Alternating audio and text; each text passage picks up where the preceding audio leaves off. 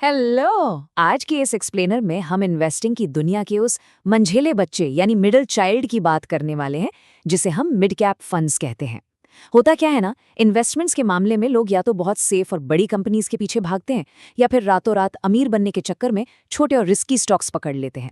लेकिन इन दोनों के बीच एक बहुत ही कमाल की जगह है, एक ऐसी जगह जो ना तो बहुत ज्यादा बोरिंग है और ना ही दिल की धड़कन बढ़ा देने वाली रिस्की। तो चलिए इस कॉन्सेप्ट के अंदर चलते हैं और समझते हैं कि आखिर ये मिडिल चाइल्ड काम कैसे करता है और वेल्थ बनाने के लिए ये इतना जरूरी क्यों है। तो इस एक्सप्लेनर में आगे बढ़ने से पहले एक बार जल्दी से देख लेते हैं कि हम कवर क्या करने वाले हैं।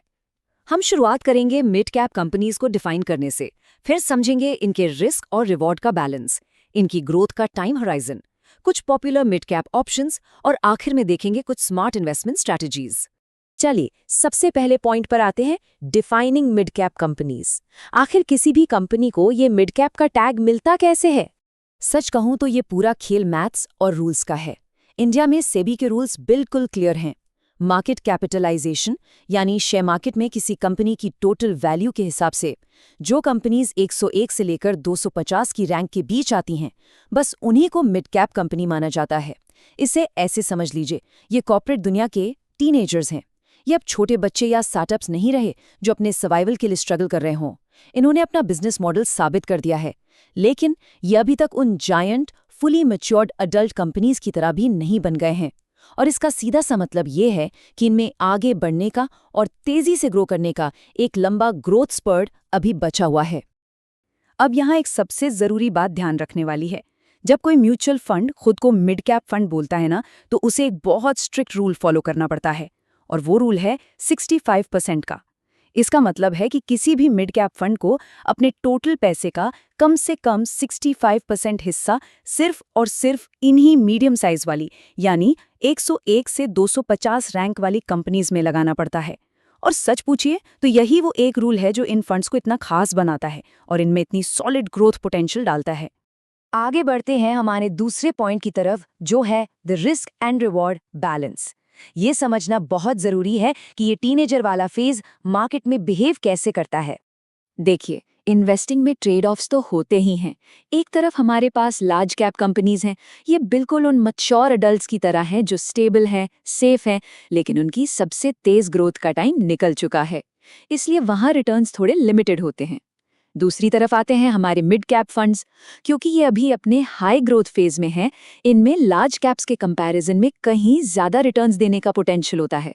लेकिन फ्री में तो कुछ नहीं मिलता है ना, यहाँ उसकी कीमत चुकानी पड़ती है वॉलेटिलिटी यानी उतार चढ़ाव के रूप में।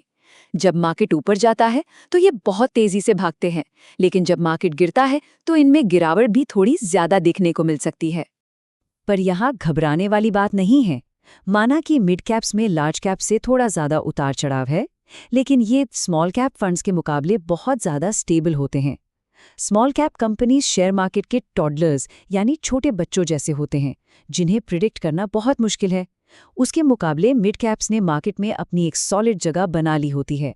इसलिए ये रिस्क और सेफ्टी के बीच एक बिल्कुल परफेक्ट बैलेंस यानी एक स्वीट स्पॉट ऑफर करते हैं। तो अब सबसे बड़ा सवाल, ये फंड्स आखिर हैं किसके लिए? अगर सीधे शब्दों में कहूं तो ये उन इन्वेस्टर्स के लिए बेस्ट है जिनकी रिस्क लेने की कैपेसिटी मॉडरेट से लेकर हाई है। यानी अगर कोई अपने पोर्टफोलियो में थोड़ी बहुत हलचल बर्दाश्त कर सकता है और जिसका मेन टारगेट अपनी कैपिटल को बड़ी कंपनीज के मुकाबले थोड़ी ज्यादा तेजी से ग्रो करना है, तो उनके लिए ये एक बहुत ही शानदार ऑप्शन बन जाता है। चलिए अब देखते हैं हमारा तीसरा हिस्सा, time Horizons for growth. In corporate teenagers को बड़ा होने और मैच्योर होने के लिए थोड़ा वक्त देना तो बनता ही है। इन्वेस्टिंग की इस जर्नी में होता क्या है, पहले साल तो बस एक शुरुआत होती है, फिर जब तीसरा साल आता है तो अक्सर थोड़ी वॉलेटिलिटी या मार्केट के उतार चढ़ाव का सामना करना पड़ सकता है। और सच कहूं तो यही वो टाइम है जब पेशेंस का असली टेस्ट होता है। लेकिन जो इन्वेस्टर यहाँ टिके रहते हैं वो 5वें साल तक अपनी ग्रोथ को एक मैच्योर रूप लेते हुए देख सकते हैं। और असली मैजिक यानी जिसे हम लॉन्ग टर्म वेल्थ क्रिएशन कहते हैं, वो 8 साल या उससे ज्यादा के टाइम में ही दिखना शुरू होता है। इसलिए ये बात एकदम क्लियर है कि मिड कैप फंड्स में कम से कम 5 से 8 साल का होराइजन रखना बहुत ही क्रिटिकल है। जब हम लंबा वक्त देते हैं तभी शॉर्ट टर्म इंस्टेबिलिटी का असर कम होता है और कंपाउंडिंग का असली जादू काम करता है। आगे बढ़ते हैं हमारे चौथे पॉइंट की तरफ, पॉपुलर मिड कैप ऑप्शंस। चलिए मिड कैप स्कूल के इन सो कॉल्ड क्लास कैप्टन से थोड़ा मिल लेते हैं। इंडियन मार्केट में वैसे तो बहुत सारे well established mid cap funds हैं, लेकिन कुछ बहुत पॉपुलर नाम हैं जैसे HDFC mid cap opportunities fund, Nippon India growth fund, Motilal Oswal mid cap fund, quant mid cap fund और कोटक इमर्जिंग इक्विटी फंड। ये सभी फंड्स अलग अलग तरीके से मिड कैप स्पेस में पैसा लगाते हैं और वेल्थ क्रिएट करने का ट्राई करते हैं। अब अगर इनके पास्ट परफॉर्मेंस को डीप में स्टडी करना हो तो IND मनी या ग्रो जैसे प्लेटफॉर्म्स पर इनकी रिसर्च की जा सकती है। एक छोटी सी बात, ये नाम सिर्फ एग्जाम्पल्स और रिसर्च के लिए है, कोई डायरेक्ट रिकमेंडेशन नहीं, पर इनको देखने से आइडिया जरूर लग जाता है कि इस कैटेगरी में कितने स्ट्रॉन्ग ऑप्शंस अवेलेबल हैं। और अब हम आ गए हैं इस एक्सप्लेनर के आखिरी और सबसे इम्पॉर्टेंट हिस्से पर, स्मार्ट इन्वेस्टमेंट स्ट्रैटेजीज। नॉलेज तो मिल गई, पर उसको स्मार्टली अप्लाई कैसे करें, आइए देखते हैं। मिड कैप मार्केट में रिस्पॉन्सिबली एंटर करने के लिए 3 बहुत ही सिंपल से स्टेप्स हैं। पहला स्टेप, हमेशा छोटी शुरुआत करें। SIP यानी सिस्टमैटिक इन्वेस्टमेंट प्लान के थ्रू हर महीने सिर्फ 100 या 500 रुपए से भी इन्वेस्टिंग स्टार्ट की जा सकती है। लमसम यानी एक साथ बड़ा पैसा लगाना भी एक ऑप्शन है, लेकिन SIP मार्केट के अप डाउन्स को आसानी से बैलेंस कर देता है। दूसरा स्टेप है सही तरीके से कंपैरिजन करना, जिस पर हम अगले स्लाइड में डिटेल में बात करेंगे। और तीसरा और शायद सबसे इंपॉर्टेंट स्टेप, इसमें कम से कम 5 से 8 साल के लंबे सफर के लिए बने रहना। अपना हार्ड अर्न्ड पैसा लगाने से पहले थोड़ा होमवर्क तो बनता है, राइट? टिकरडीप जैसे प्लेटफॉर्म्स का यूज करके अलग अलग फंड्स की रेटिंग्स जरूर कंपेयर करनी चाहिए। इसके अलावा एक टर्म होता है AUM यानी एसेट्स अंडर मैनेजमेंट, ये जरूर चेक करना चाहिए, क्योंकि ये बताता है कि कितने लोगों ने उस फंड पर अपना भरोसा दिखाया है। और एक चीज जो बिल्कुल मिस नहीं करनी है वो है एक्सपेंस रेशो।